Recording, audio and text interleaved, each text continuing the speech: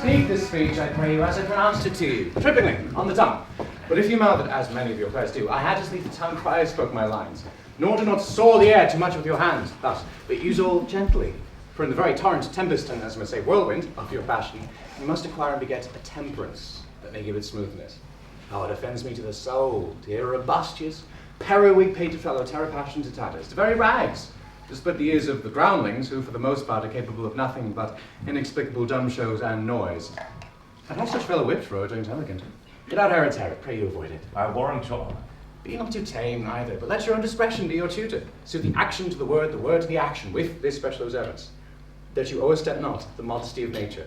For anything so overdone is from the purpose of playing, whose end both at the first and now was and is to hold, as 'twere, the mirror up to nature, to show virtue her own features, scorn her own image, the very age and body of the time, his form and pressure. Now this overdone, or come tardy off, though it make the unskilful laugh, cannot but make the judicious grieve. The censure of the which one must, in your allowance, owe a whole theatre of others. Well, there be plays, and I have seen play, and heard others praise, and that highly. Not to speak it profanely, that neither having the accent of Christians, nor the gait of Christian pagan nor man, have so strutted and bellowed, that I have thought some of nature's gentlemen had made men, and not made them well. They imitated humanity so abominably. I hope to perform that indifferently with us. Reform it altogether. And let those that play your clowns speak no more than is set out of them. For there be of them that will themselves laugh, to set on some quantity of barren spectators to laugh too. Though in the meantime some necessary questions of the play be then to be considered. That's villainous, and shows a pitiful ambition when the fool uses it. Come, make you ready. How now, my lord? Will the king hear this piece of work? And the queen too, and that presently. Bid the players make haste.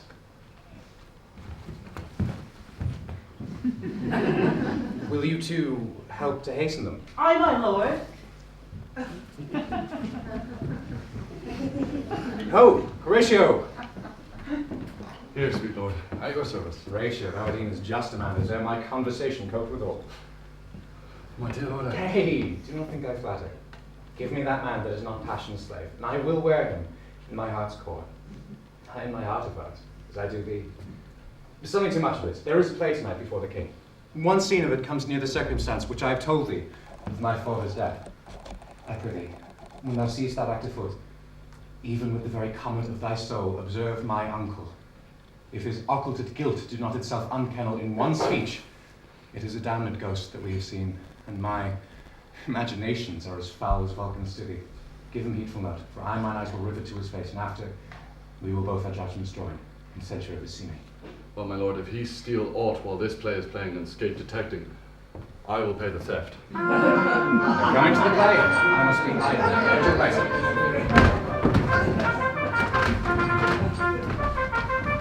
How does our cousin Hamlet? Excellent, if faith. Of the chameleon's dish, I eat the air from his crown. You cannot feed capon, sir. I have nothing with this answer, Hamlet. These words are not mine. No, not mine, man.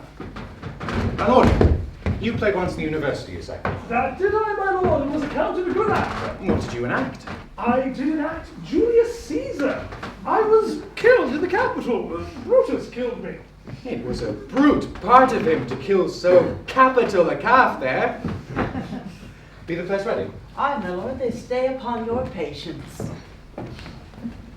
Come hither, my dear Hamlet. Sit by me. No, good mother, here's metal more attractive. Oh, do you mark that, my lord? Lady, shall I lie in your lap? No, my lord. I mean my head upon your lap. Aye, my lord. Did you think I meant country matters? I think nothing, my lord. Oh, that's a fair thought to lie between maids' legs. What is, my lord? Nothing. You are merry, my lord? Who, I? Aye, my lord. Oh, God, you're only jig maker. What should a man do but be merry? For look you how cheerfully my mother looks, and my father died within 2 hours. Nay, 'tis twice 2 months, my lord. So long. Nay, then let the devil wear black, for I'll have a suit of sables. Heavens, died 2 months ago and not forgotten yet. Then there's hope a great man's memory may outlive his life by half a year. But by a lady he must build churches then, or else shall he suffer not thinking on, with the hobby horse, whose epitaph is for oh, the hobby horse is forgot.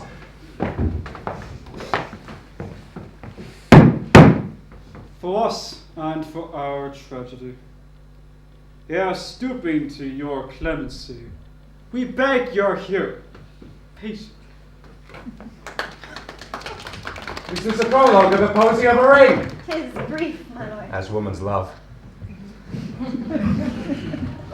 Full 30 times hath Phoebus' cart gone round, Neptune's salt wash and Tellus all ground, and 30 dozen moons with borrowed sheen about the world of times 1230 been.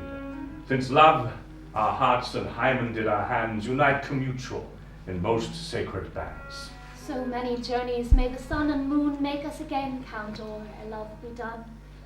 But woe is me, you are so sick of late, so far from cheer and from your former state that I distrust you. Yet, though I discomfort you, my lord, it nothing must. For women's fear and hope hold quantity in neither aught nor in extremity. Now what my love is, proof hath made you know, and as my love is sized, my fear is so. Where love is great, the littlest doubts are fear. Where little fears grow great, great love grows there. Faith, I must leave thee, love, and shortly too. My powers operant their functions leave to do, and thou shalt live in this fair world behind. Honoured, beloved, and happily one as kind, for husband shalt thou have. Confound the rest! Such love must needs be treason in my breast. In second husband let me be accursed. None wed the second, but who killed the first? The instances that second marriage move are base respects of thrift, but none of love. A second time I kill my husband dead, one second husband kisses me in bed. I do believe you think what now you speak, but what we do determine, off we break. Purpose is but the slave to memory of violent birth, but poor validity, which now, like fruit unripe, sticks on the tree, but fall unshaken when they mellow be. Most necessary 'tis that we forget to pay ourselves what to ourselves is debt, what to ourselves in passion we propose. The purpose ending doth the passion lose, the violence of either grief or joy their own innatures with themselves destroy. Where joy most revels, grief doth most lament. Grief joys, joy grieves on slender accident. The world is not for aye, nor 'tis not strange that even our love should with our fortunes change. For 'tis a question left us yet to prove whether love lead fortune or else fortune love. The great man down, you mark his favourite flies, the poor advanced, makes friends of enemies, and hitherto doth love on fortune tend. For who not need shall never lack a friend, and who in want a hollow friend doth try, directly seasons him an enemy. But, rambling, to end what I begun, our thoughts and wills do so contrary run, that our devices still are overthrown. Our thoughts are ours, their ends none of our own. So think thou wilt no second husband wed, but die thy thoughts when thy first lord is dead. Nor earth to give me food, nor heaven light. Sport and repose lock from me day and night. To desperation turn my trust and hope, and anchor's cheer in prison be my scope. Each opposite that blanks the face of joy meet what I would have well, and it destroy. Both here and hence pursue me lasting strife, if once a widow, ever I be wife. She should break it now. It is deeply sworn. Sweet, leave me here a while. My spirit grows dull, and fain I would beguile the tedious day with sleep. Sleep rock thy brain, and never come mischance between us twain. Madam, I like you this way. The lady doth protest too much, methinks. But she'll keep her word. Have you heard the argument? Is thou offensive? No, nothing but jest. Poison in jest, no offence to the world. What do you call the play? The mouse trap, marry how tropically. This play is the image of a murder down in Vienna. Gonzago is the Duke's name, his wife Baptista. You shall see anon. 'Tis a knavish piece of work, but what of that? Your Majesty and we that have free souls, it touches us not. Let the galled jade wince, our withers are unwrung. This is one Lucianus, nephew to the king. You were as good as a chorus, my lord. I could interpret between you and your love if I could see the puppets dallying. You are keen, my lord, you are It would keen. cost you a groan to take off mine edge.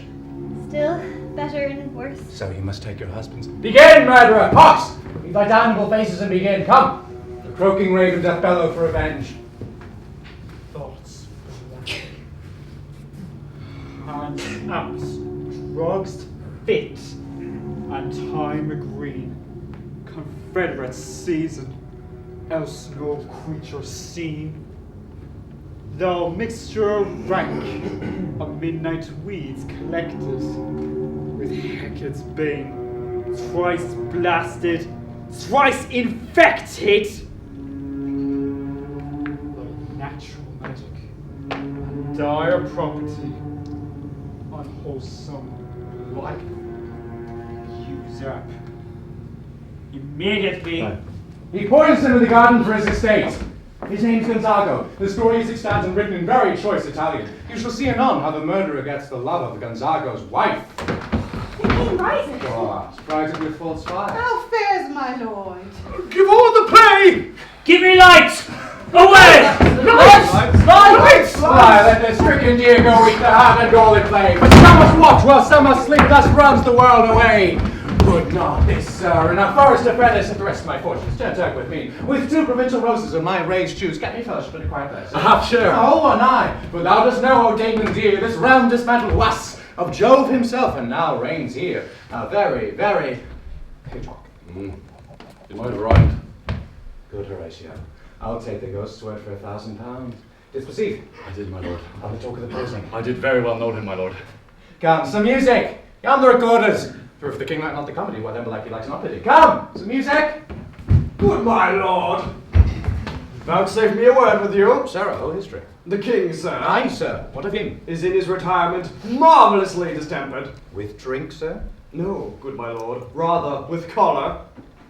Your wisdom would show itself more richer to signify this to the doctor, for me to put him to his purgation would perhaps plunge him into more colour. Good my lord, put your discourse into some frame, and start not so wildly from my affair. I am tame, sir, perhaps. The queen, sir, your lady mother, in great affliction of spirit, hath sent me to you. You're welcome. No, good my lord, this courtesy is not of the right breed. If it will please you to make me a wholesome answer, I will do your mother's commandment. If not, your pardon, and my return shall be the end of my business. Sir, I cannot. What, my lord? Make you a wholesome answer. My wit's diseased. But, sir, such answer as I can make you shall command. Or others you say my mother, therefore no more but to the matter. My mother, you say. Well, then thus she says. Your behavior hath struck her into amazement and admiration. A wonderful son that can so astonish a mother. But isn't there no sequel at the heels of this mother's admiration? In part. She desires to speak with you in her closet ere she goes to bed. We shall obey were she 10 times our mother. Have you any further trade with us? My lord, you once did love me. And do still by these pickers and stealers. Good my lord, what is your cause of distemper? You do surely bar the door on your own liberty if you deny your griefs to your friends. Sir, I lack advancement.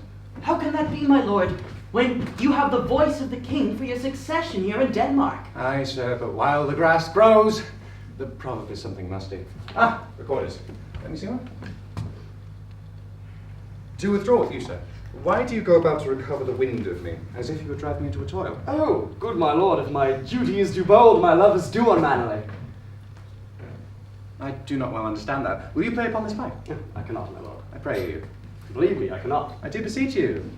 I have no touch of it, my lord. It is as easy as lying. Govern these sentences with your fingers and thumb. Give it breath with your mouth, and it will discourse most eloquent music. Look you, these are the stops.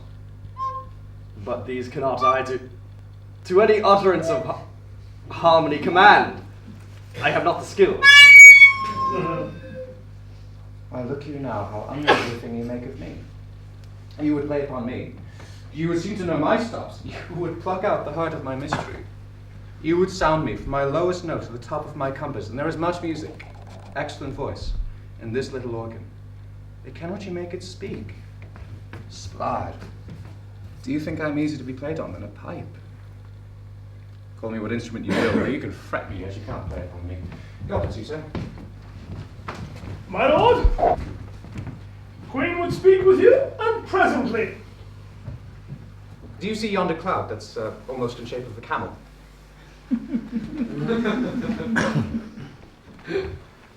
By the mass, and 'tis much like a camel indeed. Methinks it is like a weasel. 'Tis backed like a weasel. Or like a whale. Very like a whale, my lord. Then I will come to my mother by and by. Fill me to the top of my gun. I will come by and by. I will say so, my lord. By and by is easily said.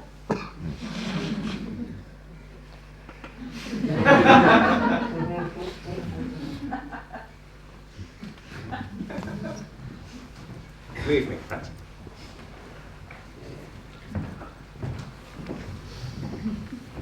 It is now the very witching time of night, when churchyards yawn and hell itself breathes out contagion to this world. Now could I drink hot blood, and do such bitter business as the day would quake to look on. Salt. Now to my mother. Oh, heart lose not thy nature. Let not ever the soul of Nero enter this firm bosom. Let me be cruel, not unnatural. I will speak daggers to her, but use none. My tongue and soul in this be hypocrites. How in my words somever she be shent, to give them seals, never my soul consent.